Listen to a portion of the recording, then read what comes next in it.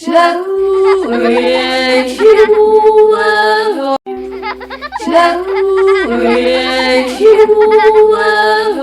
triplets were dying, but what happened when the maid arrived left everyone speechless. If you have ever had the right person show up in your life at exactly the right time, you need to hear this story. Follow this page before you keep scrolling. Every day I share stories like this one about ordinary people doing extraordinary things, stories that remind us what we are actually made of. Now stop and read this. Stop scrolling. I need you to hear this story because it is going to change the way you see people.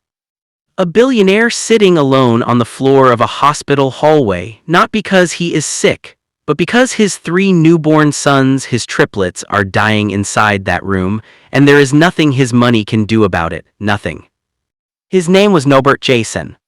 42 years old, self-made, the kind of man who had never asked anyone for anything in his life. He built his empire from nothing, from a small apartment with broken heat and an old laptop that kept shutting off. He told himself a story his whole life that hard work was enough, that strength was enough, that he did not need anyone, and for a long time he believed it. Then he met Diana. Beautiful, brilliant, the first person who ever made Norbert Jason feel like he did not have to carry the world alone. They married fast, they built a life fast, and when Diana got pregnant with not 1, not 2, but 3 bobbies at once, Norbert Jason thought it was a sign that he was finally winning at something bigger than business. He decorated the nursery himself. 3 cribs, 3 names painted on the wall, 3 little futures he had already planned out in his head. But the night the triplets were born, everything fell apart. Diana looked at those 3 tiny faces and felt nothing. No joy, no love, just panic, just walls closing in. She pulled Norbert Jason close and whispered words that broke something inside him permanently. I cannot do this, I am not built for this life. And by morning, she was gone. A note on the kitchen counter, a suitcase missing from the closet, and 3 bobbies who did not yet know that their mother had already chosen to leave. The first weeks were a nightmare Norbert Jason would not wish on his worst enemy. He hired nurses, 3 of them, around the clock, the best money could find, but the triplets would not settle. They cried through the night every night like they were searching for something no nurse could give them. They stopped eating well, they stopped gaining weight. Their skin went pale, their little bodies grew thin. Norbert Jason sat beside those cribs every night and watched his sons fade slowly, painfully, and felt the most terrifying helplessness a human being can feel. The doctors called him in for a meeting he will never forget. A kind-faced woman in a white coat sat across from him and spoke the words gently, but there was nothing gentle about what she was saying. Mr. Norbert Jason, your boys are suffering from what we call failure to thrive. Their bodies are shutting down from stress and emotional deprivation. They need more than medical care. They need connection. They need to feel safe. If things do not change soon, we may lose them. Lose them. Norbert Jason drove home that night with those 2 words sitting on his chest like a stone. He had survived poverty. He had survived betrayal. He had built something from nothing. But he did not know how to give his sons what they actually needed, because nobody had ever given it to him either. It was a Tuesday morning when his housekeeper called. Sir, I am so sorry, I am sick and I cannot come in today, but I am sending someone. Her name is Clara, she will take care of the house. Norbert Jason barely heard the words. He was running on no sleep, cold coffee, and the kind of grief that lives behind your eyes. He just said, fine, and hung up. Clara arrived at 8 in the morning. She was not what he expected. No uniform, no polished presentation, just a quiet woman in her 40s with a worn-out bag over one shoulder and kind, tired eyes that had clearly seen hard things. She introduced herself softly. Norbert Jason nodded and pointed her toward the kitchen. He went back to his office, back to pretending he was holding things together. 20 minutes passed. Then something happened that stopped Norbert Jason completely. The crying stopped, all 3 of them at the same time. He had not heard silence like that in over 6 weeks. He walked slowly to the nursery doorway and stood there, not moving, barely breathing. Clara was sitting in the middle of the room on the floor between the 3 cribs. She was not doing anything dramatic, she was just humming, low and steady, an old song that sounded like it came from somewhere deep and real. And she had one baby against her chest, the smallest one, baby Joel, pressed close with a gentleness that looked like something sacred. Norbert Jason watched. He watched Joel stop trembling. He watched his tiny fist uncurl. He watched the baby exhale, a long, slow exhale like he had been holding his breath for weeks and had finally been given permission to rest. Norbert Jason felt something crack open inside his own chest. He did not understand it yet, he did not have words for it yet, but he stood there for a long time. Clara came back the next day, and the day after that. Norbert Jason told himself it was just because the Bobbies needed continuity, that it was practical, logical, but the truth was simpler and harder than that. Something in his house felt different when Clara was there. Something in the air changed, the weight lifted just slightly. He started watching her more carefully. The way she talked to the Bobbies like they understood every word. The way she learned each one of their rhythms, which one needed rocking, which one needed stillness, which one just needed to hear her voice. The way her hands moved with a certainty that was not learned from a job. It was the certainty of someone who had done this before, someone who had loved like this before. One evening he found her sitting alone in the nursery after the boys had fallen asleep. She was not humming, she was just sitting there looking at them with tears running quietly down her face. Norbert Jason knocked softly on the door frame. "Clara, are you okay?" She wiped her face quickly and stood up. "Yes, sir, I am sorry, I will go." "No," he stepped into the room. "Sit, please." A long silence sat between them, then Norbert Jason asked the question he had been carrying for days. "You have done this before, loved children like this, who did you lose?" Clara looked at him for a long moment, and then the truth came out slowly, painfully, like something that had been locked away for a very long time. 8 years ago, Clara had a son, a little boy named Samuel. She had been young, poor, working 3 jobs just to keep a roof over both their heads, and one day while she was at work, a fire, a terrible, fast, merciless fire. Samuel was 4 years old. Since that day, Clara had moved through life like a ghost, working, surviving, but not living. She had never spoken about Samuel to anyone, never let herself get close to children again, until these 3 little boys. Something about their cry had reached inside her and grabbed hold of something she thought was gone forever. Norbert Jason did not say anything for a very long time. When he finally spoke, his voice was rough and low. "I am sorry, I am so sorry, Clara."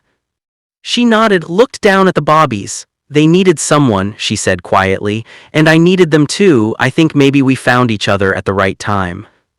The triplets began to thrive. Week by week, pound by pound, smile by smile, the doctors were stunned. They called it remarkable. They called it a turnaround they rarely saw. Norbert Jason called it Clara.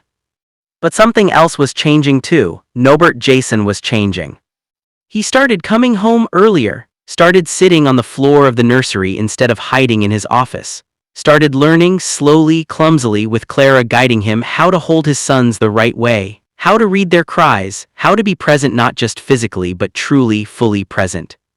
One night he tried to put baby Joel to sleep on his own. It took 45 minutes. There were tears, mostly his. But when Joel finally closed his eyes, one tiny hand wrapped around Norbert Jason's finger. Norbert Jason sat on the nursery floor and wept in a way he had not wept since he was a boy. He wept for all the years he had convinced himself he did not need anyone. He wept for the version of himself that confused strength with coldness. He wept because his son, this tiny, fragile, beautiful person, had just trusted him completely, and he had not known how much he needed that. 3 months passed.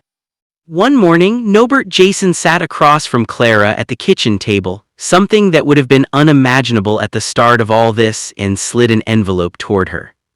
Clara opened it slowly. Inside was not a check, not extra pay. It was a letter, handwritten, 3 pages long.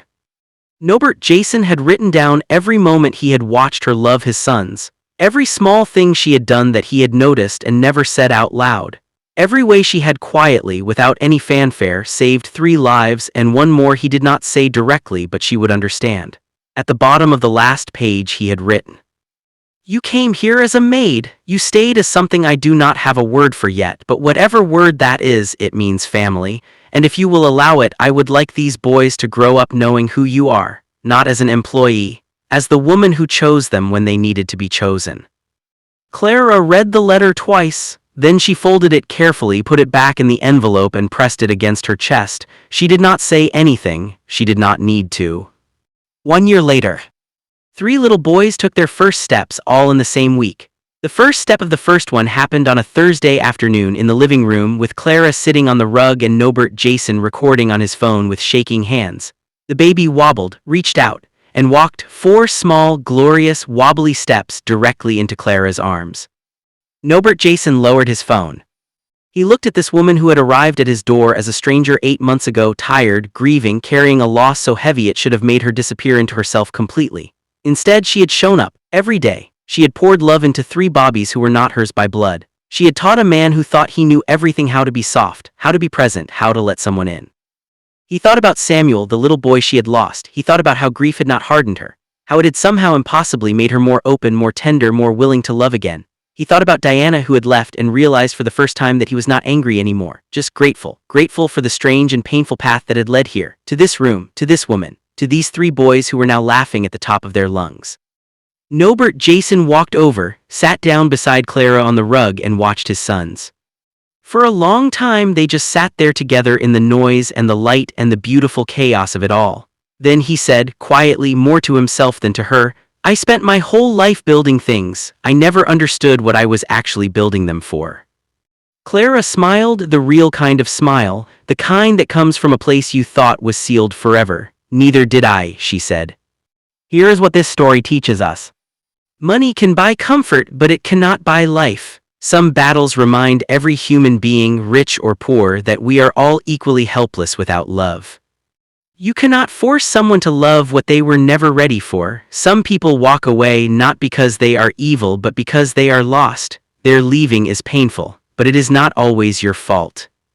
The things we never received are often the things we struggle most to give. Healing has to start somewhere, and sometimes it starts with us. Healing does not always arrive in the form you expected. Sometimes it knocks quietly on your door wearing a worn-out bag and tired eyes and changes everything. The people who show up most powerfully for others are often the ones who have suffered the most quietly. Do not underestimate a person because of where they come from or what they carry. Their pain may be the very thing that saves you. Real strength is not the ability to need nothing. Real strength is being brave enough to need someone and letting yourself be changed by that need. Family is not always blood. It is who shows up. It is who stays. It is who chooses you not because they have to, but because something in their heart will not let them walk away.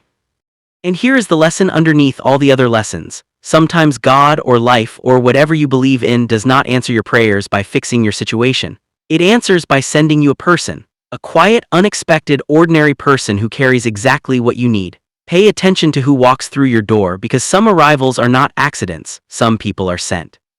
If this story moved you, if it reminded you of someone or something, or a moment when the right person showed up in your life at exactly the right time, share this. Right now, someone on your list needs to hear it today. And if you are the Clara in someone else's story, the quiet one who shows up, who stays, who loves without making noise about it, I want you to know something. You are not invisible. You are not just a maid, just a helper, just a background character. You are the whole story. Follow for more stories that remind you why being human is worth it. I post every day, and I promise I will never waste your time.